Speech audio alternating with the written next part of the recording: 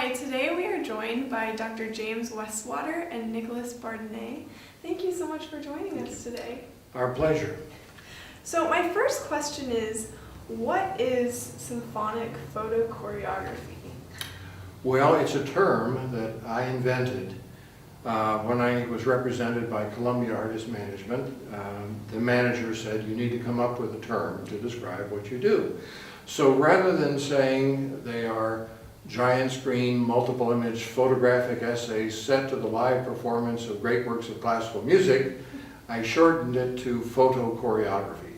Photo means light, choreography refers to the art of the dance. So it is a dance of light. In this case, the music is the live performance of classical music, and the light are projected digital images on 3 giant screens above the orchestra. And what did you get into first? Did you have a love of music first, or the photography? How did that all come together? Well, they were both together, but my background mainly is visual. And I had seen some multimedia, multiple screen performances back in the 70s and the late 60s and 70s when light shows were the in thing.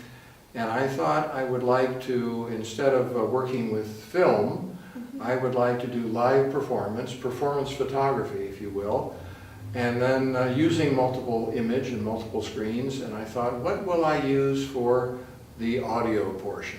And because I love classical music and symphonic music being part of that, I thought that would be a very nice marriage of art forms. And so back in 1973, I started this symphonic photochoreography, and Nicholas Bardenay here, I am blessed because he is not only a talented, gifted visual artist with a very high musical sense, he's also my son-in-law. So we are working as a partnership, and we are now co-creating and co-performing works.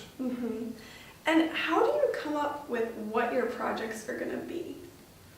It happens in multiple ways. Sometimes we're approached by orchestras who want to commission a new project. For instance, recently we were approached by the Royal Scottish National Orchestra out of Glasgow, and they brought the Toronto Symphony into the fold to co-commission a piece for Mavlas, the complete Mavlas, which will be quite a project. And actually in about a month we head to the Czech Republic to begin photographing for that project, and we'll probably do 2 separate trips.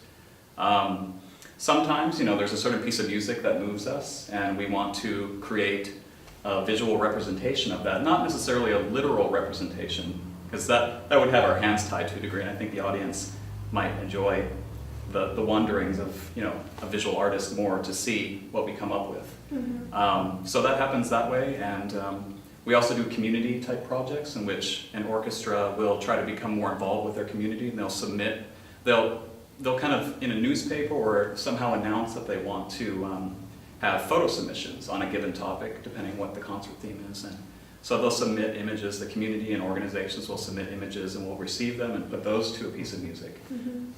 So there's lots of different ways in which orchestras use photochoreography. One of the things this points out is that we live in a very mediated culture now.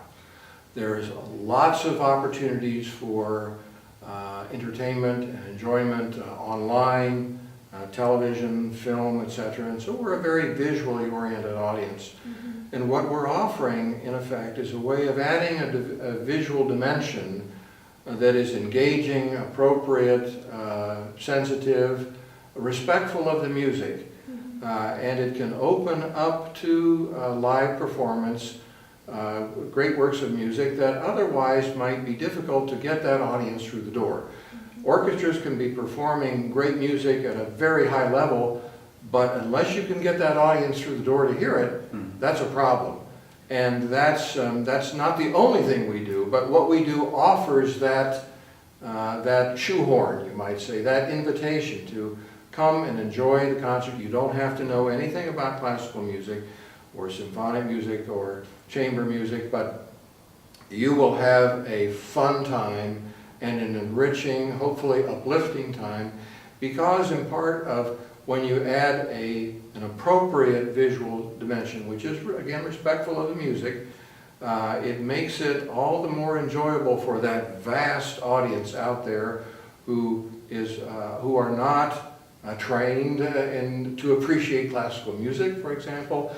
And for those who do go to concerts already, it adds another dimension for them.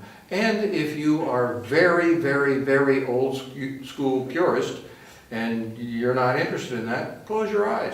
Look away. You don't have to use your eyes, but most audience members use their eyes in concerts, or if they close them, who knows whether they drift off or not. Music can be very relaxing, but you can also learn things, especially when a dynamic, appropriate visual element is added. Definitely. And what is the time frame that one of these projects takes to put together?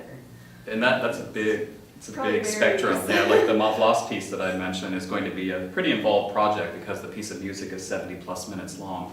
So that will be accompanied by imagery the whole time. We recently did a piece on the Grand Canyon for the Grand Canyon Suite, another co-commission by the Tucson and Phoenix Symphonies, which we performed for the Arizona Centennial recently in February. And for that we made about 3 trips to the Grand Canyon region and photographed and took a raft trip and went to both rims and went to some slot canyons, and it was quite a project. And there's that component to it, the photographing aspect, and then there's the editing and sort of distilling process, and sometimes that can even take longer because you have, as he was saying, we would try to be appropriate with the music, so the emotional qualities of the music should match the emotional qualities of the visuals, and it should make sense, and there should be a meaningful flow to things. So it's taking those images that you create on location and then trying to distill that into what works for the music, and then post-processing and all of that. And that's.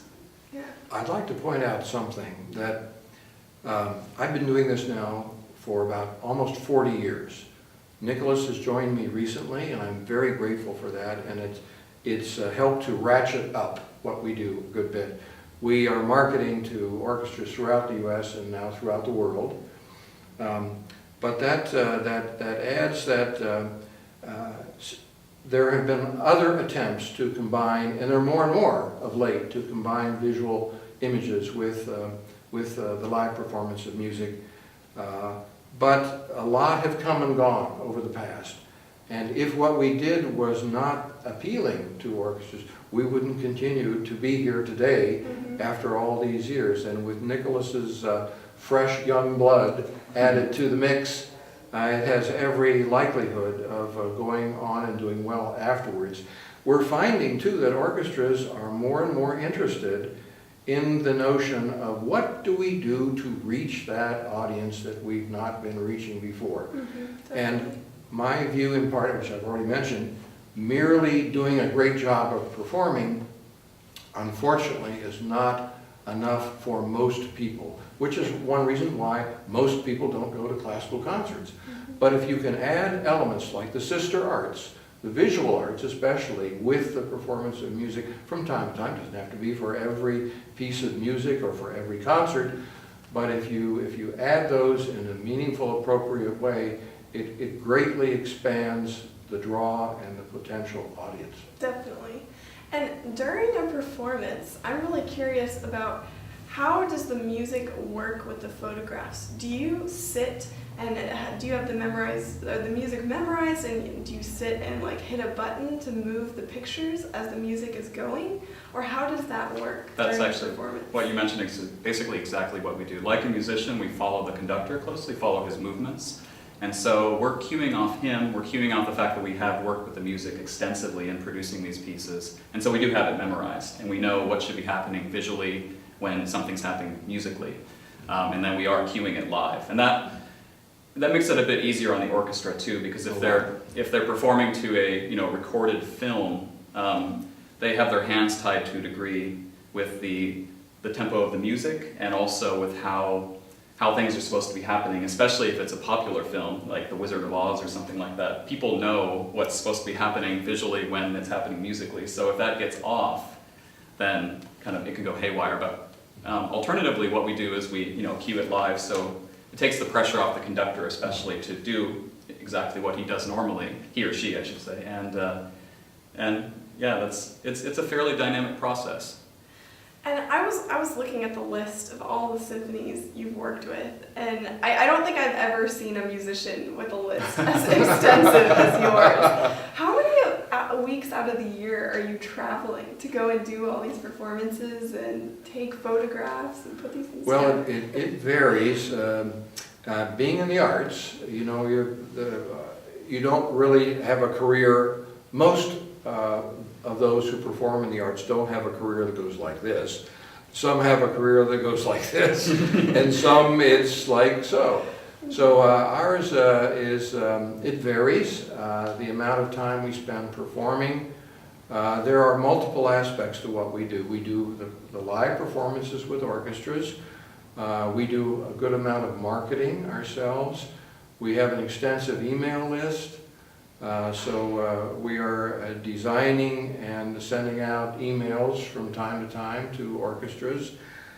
We are asked from time to time to create new productions, some of which utilize our own photography, but we also have this program called Community Cameras and Classics, where, as Nicholas alluded to, the orchestra invites members of their own community to submit their images. And it can be ordinary citizens, can be children, can be senior citizens, can be organizations, institutions, businesses, sports teams, whatever. They are historical societies. They submit images, and then we create a new performance piece based on those images to music that the conductor and with our approval work on together. So that's how it goes. Mm-hmm.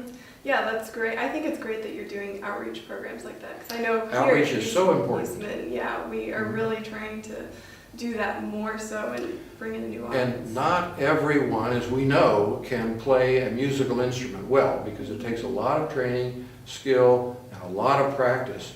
But almost anybody can make a photograph. Mm-hmm. So, and of course the quality varies, but the capability of making photographs is much more widely available.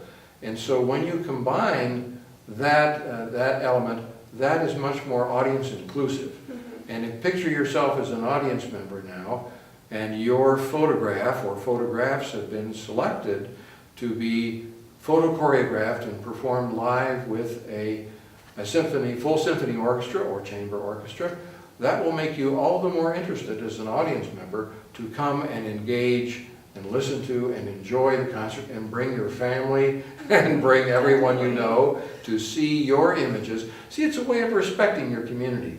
The more a symphony orchestra or chamber orchestra gives the impression to their community that they value what they do, the more the community, I think, will respond.